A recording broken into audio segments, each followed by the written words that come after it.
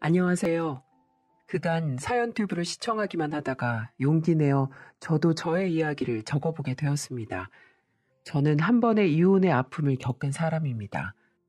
여러모로 많이 힘들고 고달픈 결혼 생활을 하다가 이 결혼 생활을 유지하다간 행복해지기는커녕 점점 더 비참해지기만 할 것 같아서 큰 결심 후에 이혼이라는 결론을 짓게 되었습니다. 그리고 이혼 후에는 역시나 그때보다도 훨씬 더 행복한 삶을 살고 있어요. 그래서 이혼하길 100번도 더 잘했다는 생각을 하며 살아가고 있죠. 아마 제 그때 그 시절의 결혼 생활 이야기를 들으시면 분통을 터뜨리실 분이 많이 계실 거예요. 저는 20대 후반에 결혼을 했었습니다. 취업을 하고 한창 일을 할 당시 대학교 때 친구가 갑자기 연락 와서는 소개팅을 하지 않겠냐며 저에게 제안을 하더라고요. 평소에 잘 연락을 하지 않다가 그 전날 동창회에서 오랜만에 얼굴 보고는 그 뒤로 또 한참 만날 일이 없을 거라고 생각했던 친구에게 소개팅을 하라는 연락이 오니 좀 의아했었습니다. 근데 알고 보니 그 친구가 SNS에 동창회 날 찍은 사진을 올렸었는데 그걸 그 친구 회사 동료가 보고는 저를 소개시켜달라고 했다는 거였어요. 사실 제 입으로 말하기는 좀 민망하긴 하지만 저는 어릴 때부터 주변에서 예쁘다는 소리를 많이 듣고 자랐습니다. 그래서 먼저 다가오는 남자들이 꽤 있었고 그 덕에 적지 않은 연애 경험을 가지고 있었죠. 소개팅에서 만나보니 그 남자는 외모가 엄청 괜찮은 편은 아니었어요. 그냥 준수한 편에 속했고 키나 체격도 보통이었습니다. 하지만 첫 만남에서부터 눈에서 꿀이 떨어진다고 표현할 수 있을 만큼 저를 사랑스럽게 쳐다봐 주더라고요. 저는 솔직한 심정으로 제가 선호하는 이상형은 아니었지만 저를 너무나도 좋아해 주는 게 느껴져서 몇 번 더 만나봤었어요. 그 사람을 몇 번 더 겪어보니 나름 유머 감각도 있고 남자답게 저를 리드해 주는 부분도 있어 마음에 들더라고요. 그래서 연애까지 하게 되었습니다. 연애 시절 그는 저를 누구보다도 애지중지하며 잘해주었어요. 바람이 불면 날아갈까, 비가 오면 비에 젖을까 늘 안절부절하며 저를 대했습니다. 끔찍하게 저를 아끼는 그에게 저는 늘 고마움과 감동을 느꼈습니다. 대신에 그는 저를 향한 마음이 큰 만큼 집착이나 간섭도 좀 심한 편이었어요. 늘 짧은 치마는 입지 못하게 하고 화장도 진하게 하는 것도 싫어했어요. 게다가 정말 아무런 감정 없는 남자들과도 말 섞는 것을 극도로 싫어했습니다. 그래서 저는 늘 옷도 단정하게 입어야 했고 지나가는 남자들에게는 눈길조차도 줄 수가 없었어요. 하지만 그런 집착 외에는 저에게 항상 잘했기 때문에 그 정도는 감수할 수 있었습니다. 연애는 길게 하지는 못했어요. 남자 쪽에서 하도 결혼을 빨리 하고 싶어 했었기 때문에 저는 1년도 채 연애를 하지 못하고는 곧바로 결혼을 했습니다. 사실 저는 결혼을 빨리 하고 싶은 생각은 없었어요. 조금 더 만나보고 이 사람을 경험하고 싶었지만 남자 쪽에서 결혼을 서둘러 하고 싶어 했었습니다. 이유는 다른 건 없었어요.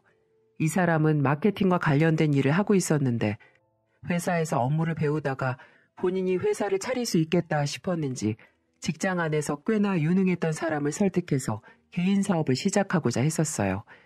결국 그 둘이 동업을 하기로 하고 남자친구는 바로 일을 그만두고 사업을 시작하게 되었는데 그때 저보고 안정적으로 가정을 이루어 내조를 좀 해주었으면 좋겠다고 이야기를 해왔었습니다.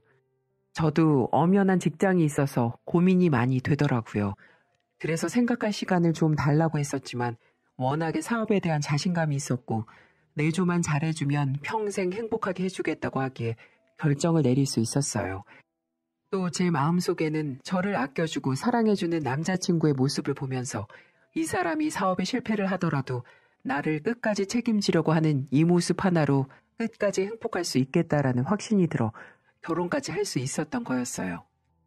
하지만 결혼 후에 저는 사계절도 겪어보지 못한 남자와 하게 된 결혼을 뼈저리게 후회해야만 했습니다. 아무리 사업 때문에 결혼이 급하다고 했어도 더 신중하게 생각을 해보고 결혼을 했어야 했어요. 저는 남편을 제대로 내조해주기 위해서 다니던 직장까지 그만두고 전업주부로서 남편 내조와 집안일에 전력을 다했습니다. 매일매일 새벽같이 일어나 남편이 일 나가기 전 든든하게 밥을 먹으러 갈 수 있도록 아침상을 차렸고, 그 이후에는 늘 기분 좋게 집에 들어올 수 있도록 집안 청소도 깨끗하게 했어요.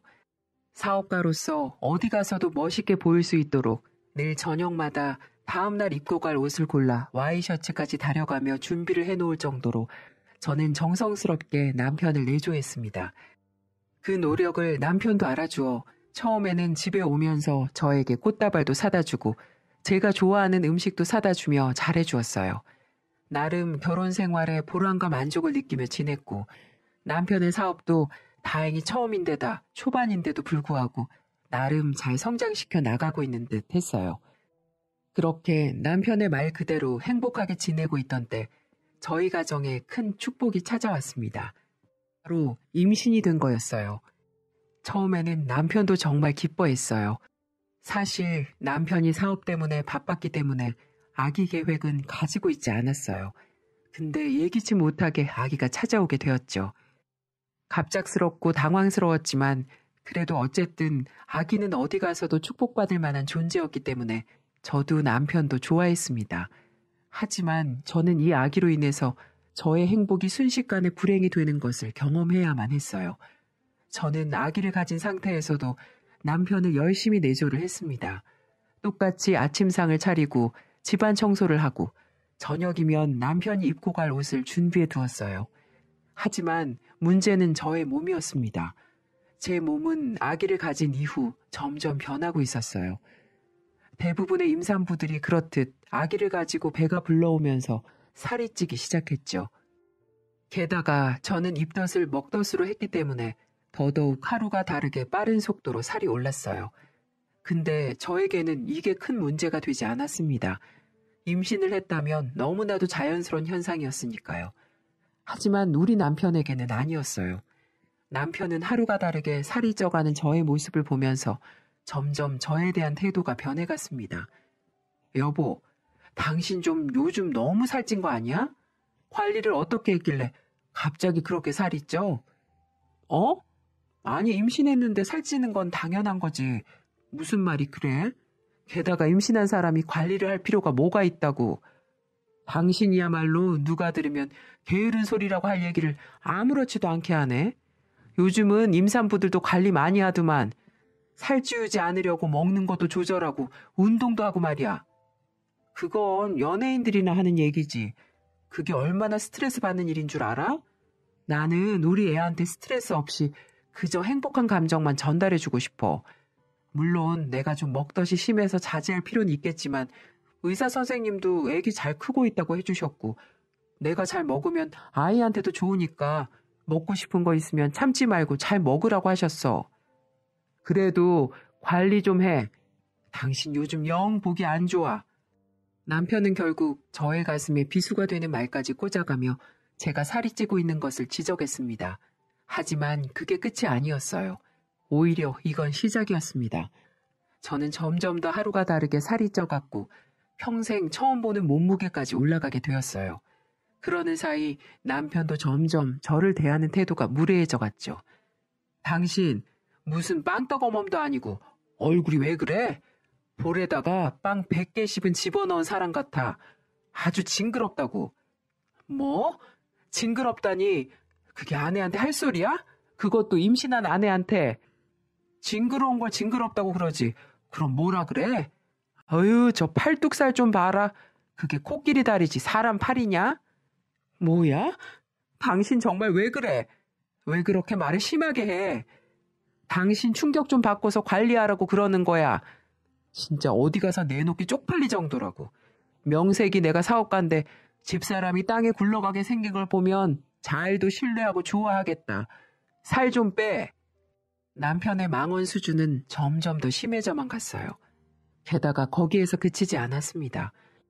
남편은 제가 뭐가 먹고 싶다고 집에 들어오는 길에 사달라고 하면 살쪄서 안 된다며 아예 사다 주지도 않았어요. 우리 아기가 먹고 싶어하는 거라고 이야기를 해도 소용이 없었습니다. 그러다 결국에는 생활비까지 줄이는 지경이 되었죠. 당신 이번 달부터 식비 나가는 거 줄여. 생활비도 그만큼 줄여서 줄 거니까 당신 내가 생활비 다시 제대로 줄 때까지 식단 조절하면서 살 빼. 뭐라고? 야, 네가 인간이야? 어떻게 네 자식 품고 있는 와이프한테 생활비까지 줄여가면서 살을 빼라고 해? 너 정신 제대로 박힌 거 맞니?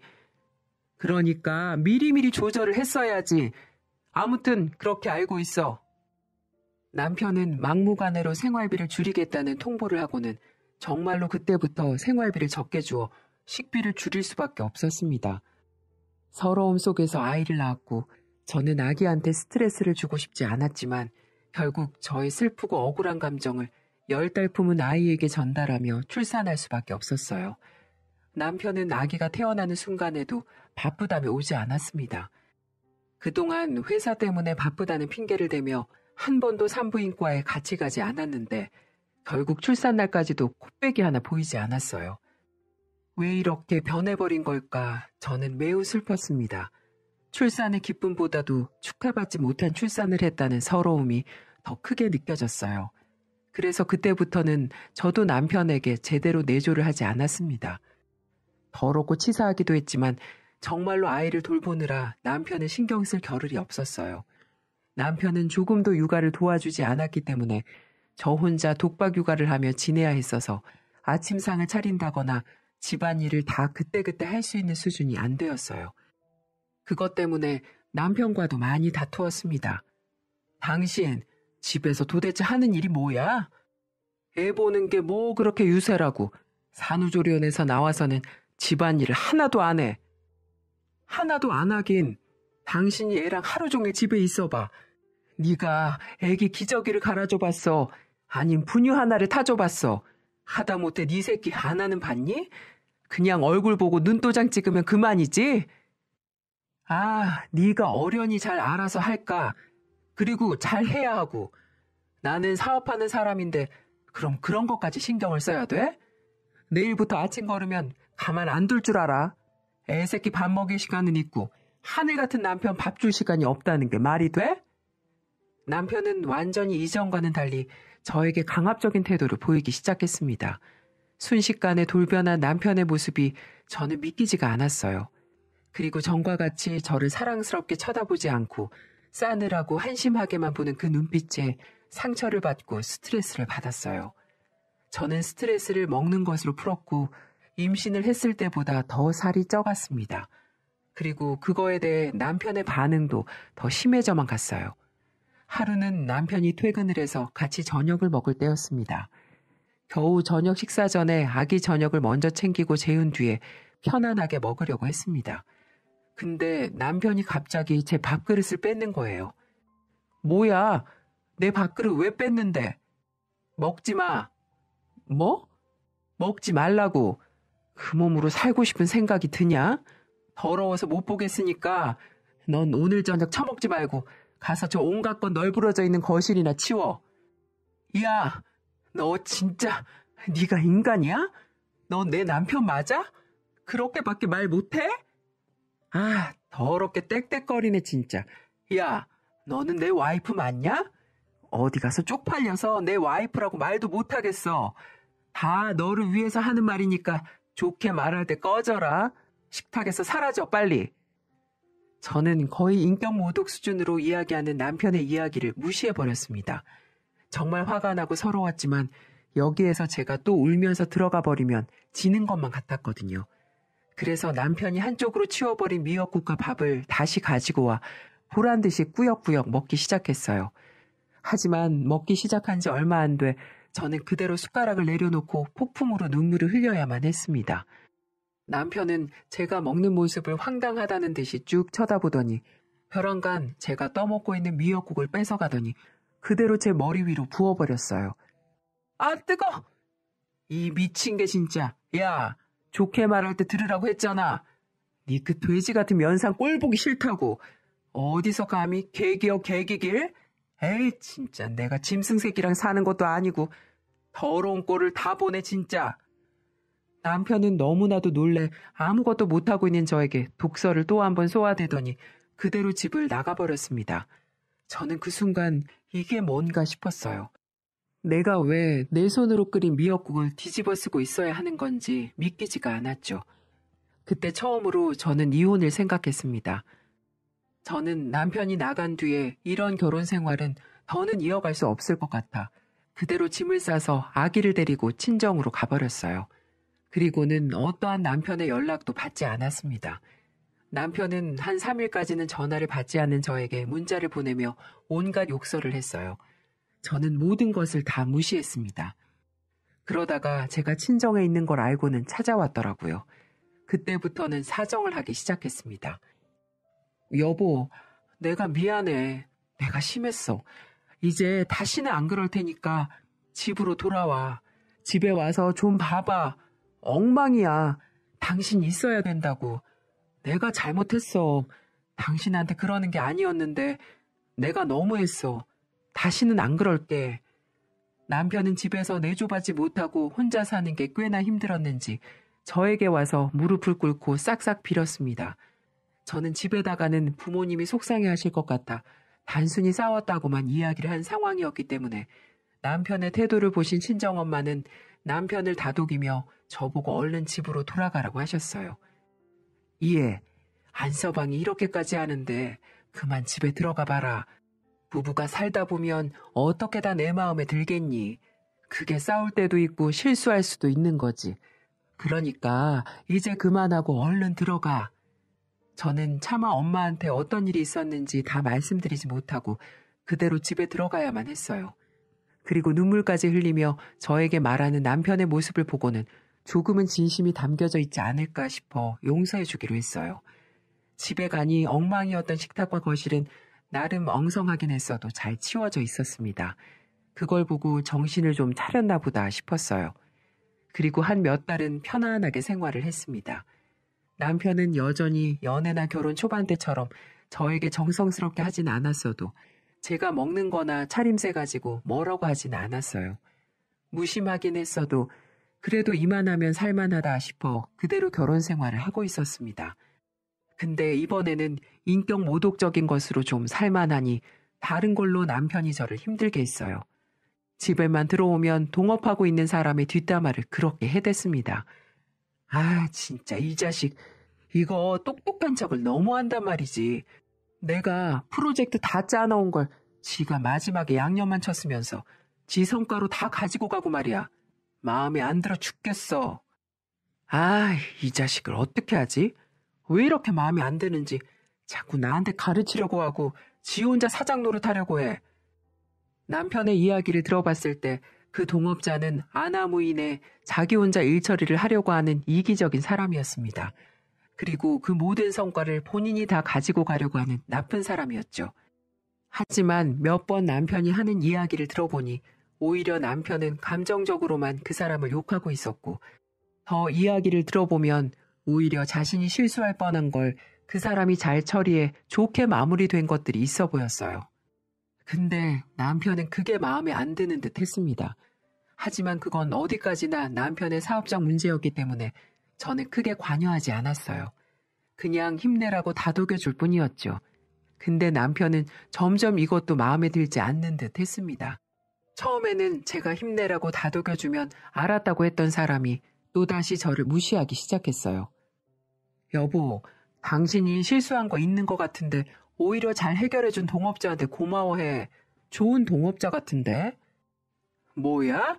야, 너는 누구 편이야? 이게 내가 하는 일에 대해서 알지도 못하고 이해도 못하는 게 감히 나를 가르치려고 들어? 닥쳐! 남편은 저에게까지 화풀이를 했고 또다시 전에 했던 패턴 그대로 폭언을 하기 시작했습니다. 얼마 못 가 원상복귀된 남편의 모습에 저는 또다시 질리기 시작했어요.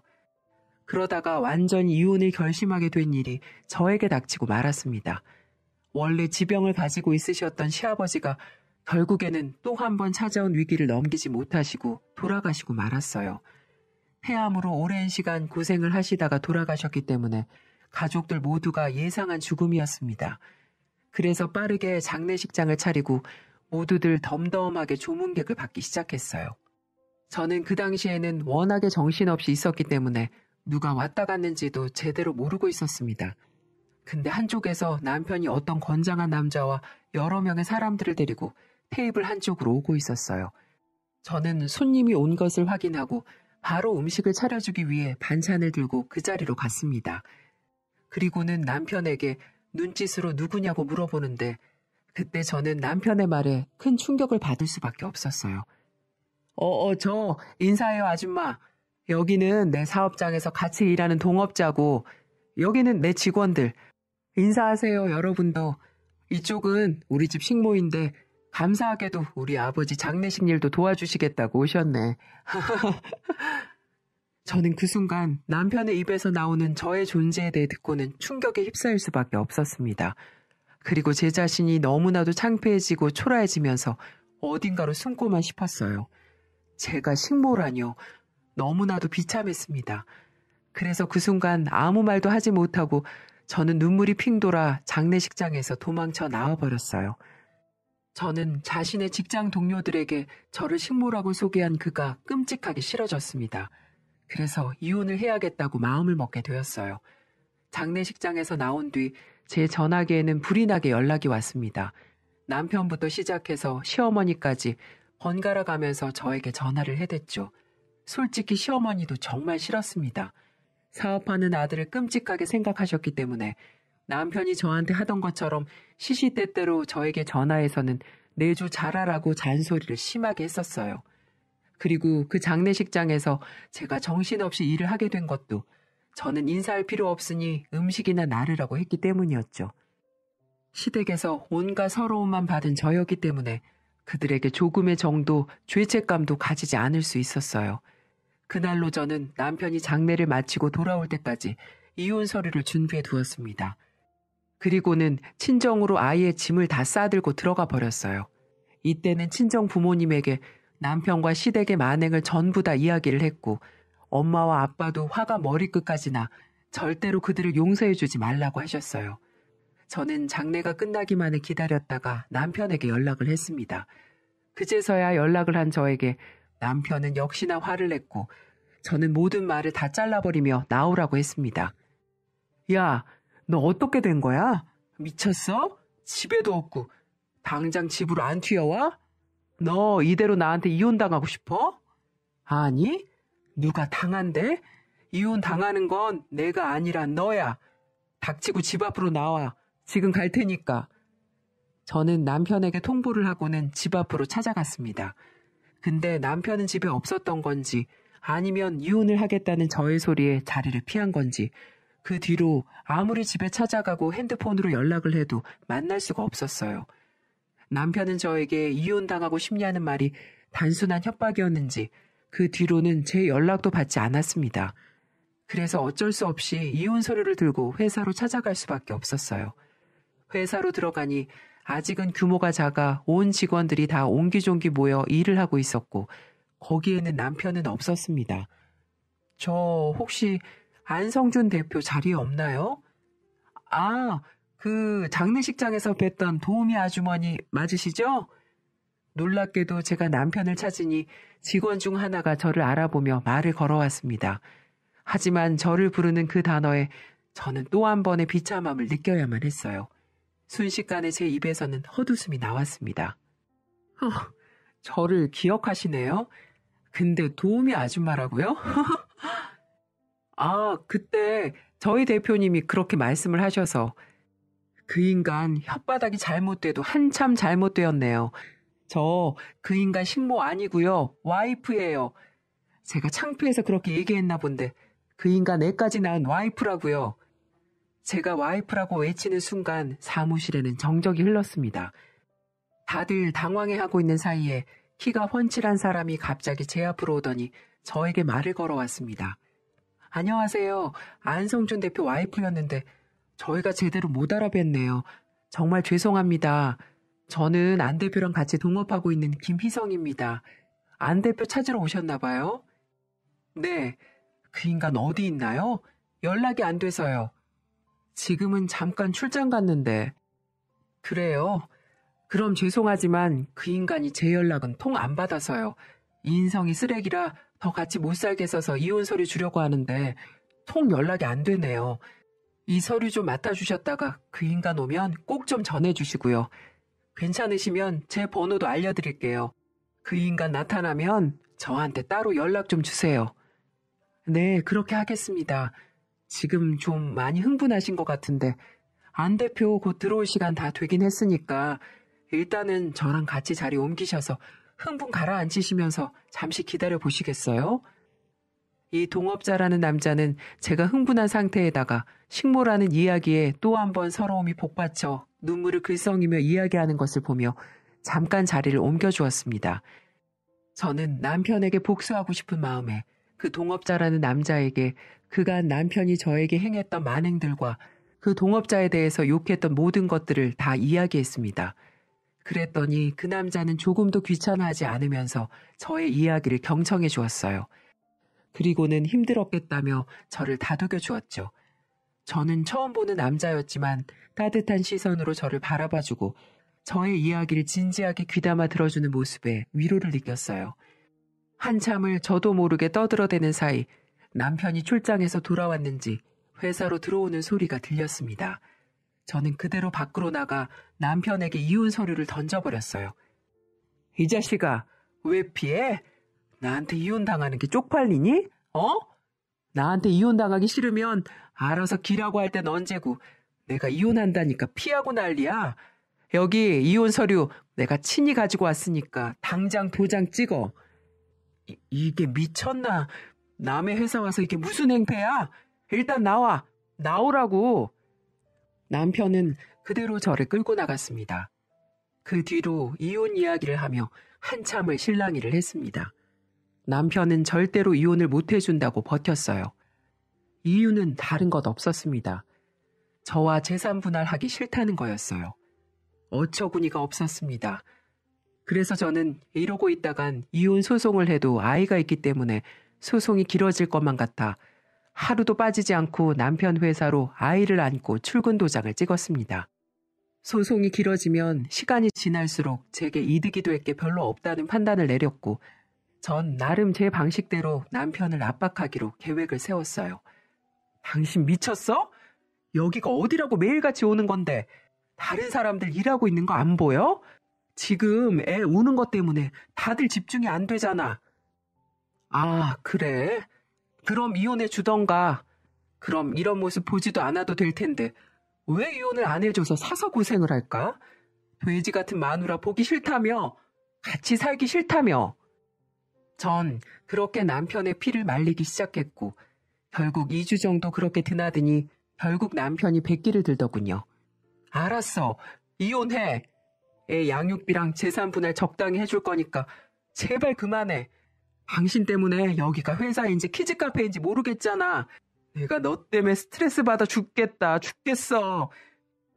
결국 남편은 이 생활이 힘들었는지 내게 질려버렸다면서 이혼을 하자고 했습니다. 이혼 소송까지 가지 않고도 도장을 찍어주었죠. 하긴 갓난아기 데리고 매일같이 와서 유모차 끌고 다니고 애기 분유 타주고 기저귀 갈아주고 그러는데 스트레스 안 받는다면 더 이상한 현상이겠죠. 너무 통쾌했습니다. 그렇게 저는 적당한 재산 분할을 받고 양육비, 친권 등도 제가 맞는 걸로 하고 그 인간과 완전히 갈라지게 되었어요. 그렇게 전 당분간 친정에 있기로 하고 육아에 전념하고 있는데 그런데 어느 날 남편과 이혼한 지 7개월 정도 지났을 때 남편 동업자라는 사람에게 연락이 왔습니다. 처음에는 왜 이 사람이 내게 연락이 오지? 남편한테 무슨 일이 생겼나? 라는 생각이 들었지만 우선 받아보기로 했습니다. 그렇게 전화를 받았더니 혹시 내게 오늘 시간 있냐고 물어보더군요. 그래서 무슨 일이냐고 물어봤더니 꼭 만나서 하고 싶다고 했습니다. 저희 동네로 온다고 하길래 집 근처 카페에서 보기로 했습니다. 오랜만에 만나서 반갑게 인사를 하고 이런저런 얘기를 시작했는데 이 남자는 남편과 회사 동업을 그만하고 각자 갈 길을 가겠다고 말해주었습니다. 아, 그래요. 근데 이 얘기를 왜 제게 해주시는 거죠? 전 이제 그 사람 와이프도 아닌데요. 네, 저도 모르겠어요. 이 사실을 은미 씨한테 해주고 싶어서 보자고 했어요. 이 사람은 전 남편과 사업을 하면서 그동안 마찰이 심해 갈등이 심했었다고 했고 결국은 자신의 미래를 위해 새 회사를 차리기로 했다고 했습니다. 그리고 더 놀라운 사실은 그동안 제가 회사 갈 때마다 이 사람은 제 얘기도 잘 들어주고 많이 챙겨줬었는데 저를 보고 남일 같지 않아 동질감 같은 걸 느꼈다고 했어요. 본인도 이혼을 했는데 전 와이프로 인해 상처를 많이 받고 몇 년 전에 이혼을 했다고 말해주었습니다. 그러면서 제게 이렇게 가끔 커피도 마시고 밥도 한 번씩 먹을 수 있는 친구가 되면 안 되냐고 수줍게 말을 하더군요. 처음에는 내게 왜 그러지? 이래도 되는 건가? 이런 생각을 했지만 그 사람의 눈빛을 보고 빈말을 하는 사람이 아닌 것 같아 보여 저도 좋은 친구둬서 나쁠 것 없으니 그러자고 했습니다. 그래서 그 이후에 만나기 시작했고 만나는 횟수도 점점 늘어나기 시작했습니다. 이 사람을 만나면 만날수록 정말 진국이라는 생각이 들었어요. 어디 놀러 갈 때도 우리 아이를 마치 자기 애처럼 잘 돌봐주었고 이 사람 품에서 우리 애기 잠이 들 때면 뭔가 모를 감정들이 생겨나기 시작했습니다.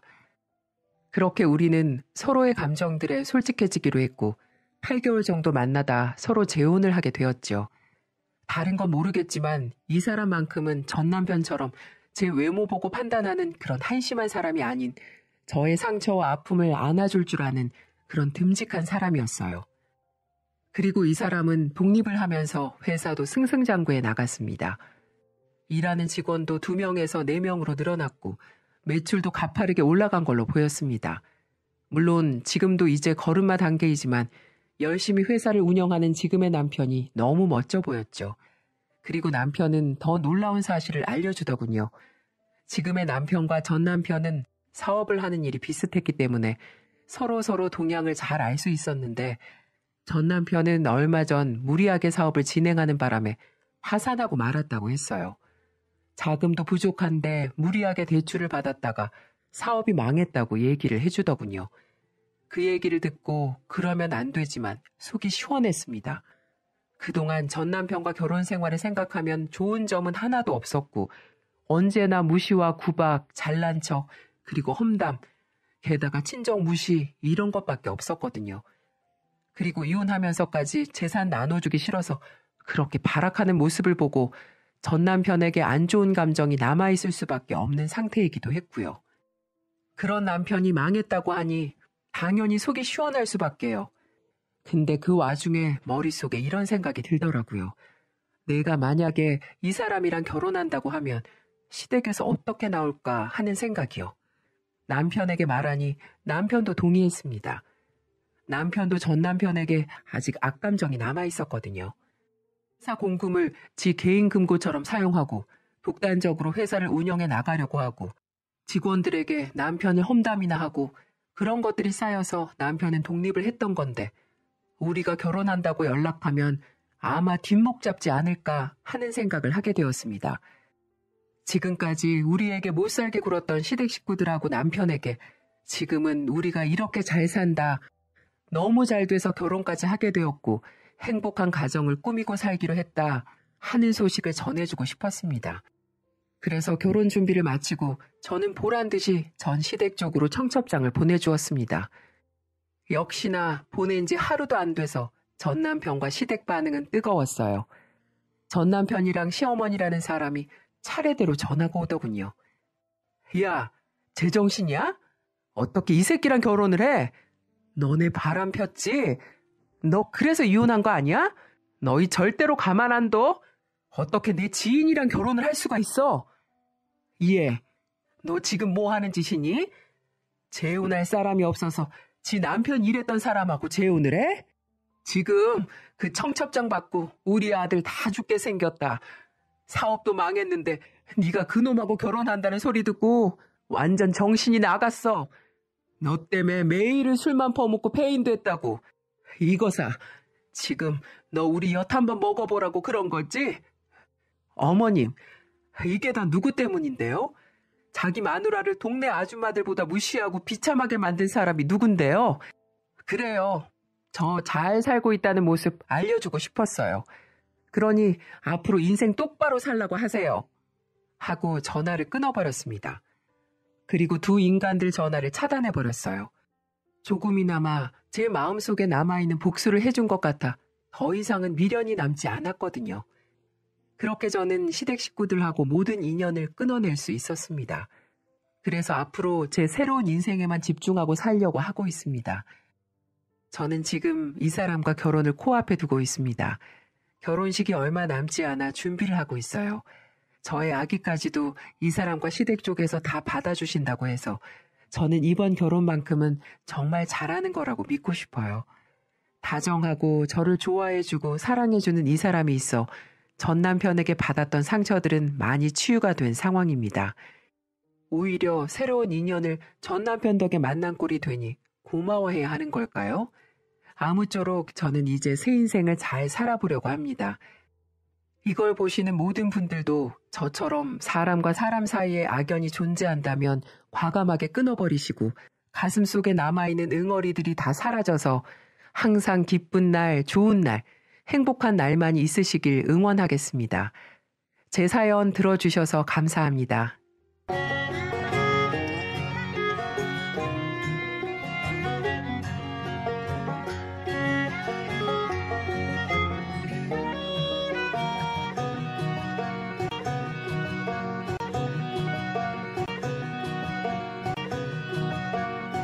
쳤으면서 지 성과로 다 가지고 가고 말이야.